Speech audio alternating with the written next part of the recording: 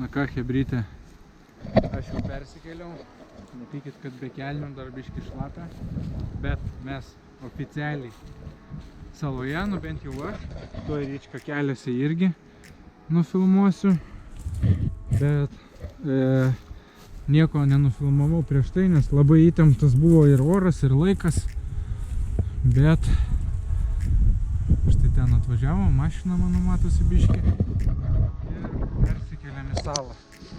Aišku, bandysim įsikurti, kažkokią stovyklavietę susirasti, nes visiškai nežinom reljefo dar, bet vieta pasakiška, aplinkui ne vieno žmogaus.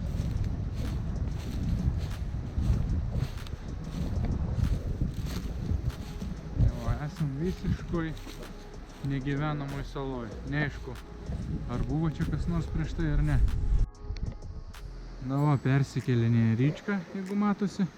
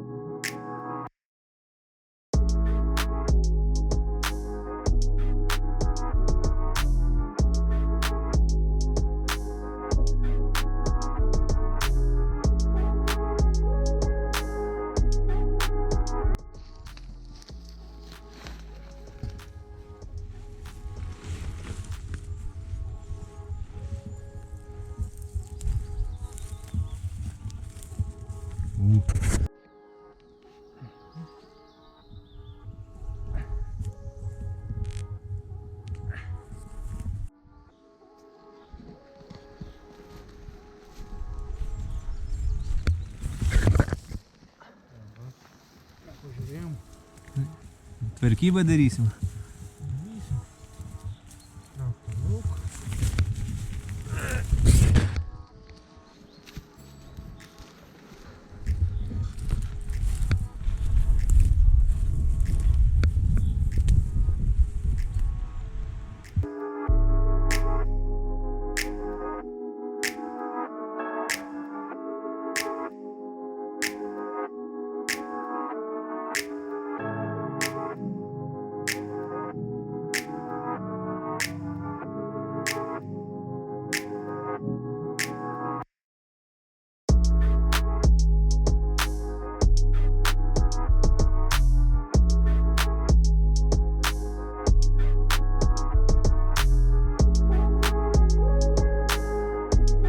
Kėlėmės paskutinį kartą, nes 3 kartus plaukiam.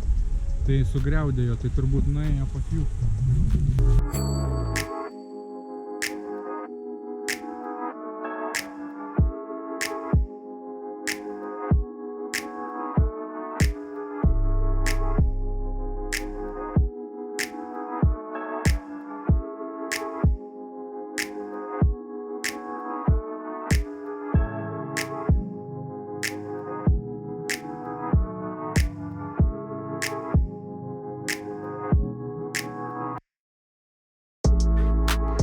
Rinkom akmenų biškį maišą laužavietį, kad bauda mažesnė buvo.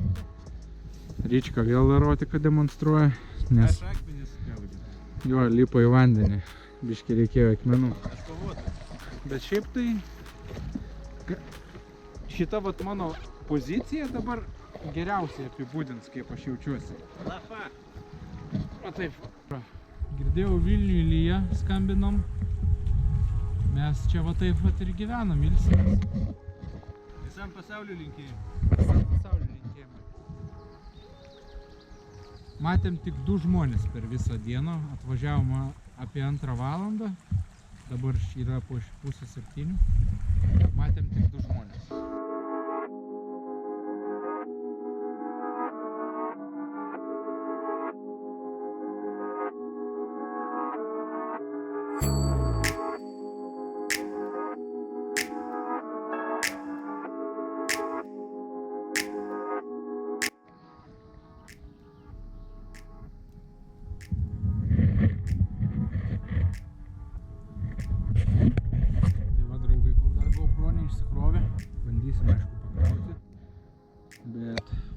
taip įsikūrėm. Čia miegosim. Nu čia. Čia aš, čia Andrička.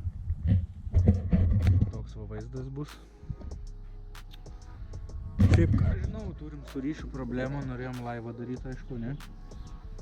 Bet su ryšiu turim problemų. Aišku, labai pasisekė su oru, tiesiog pasaka.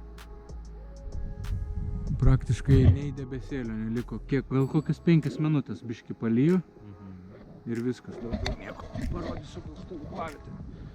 Visą iš toliau. Va taip viskas.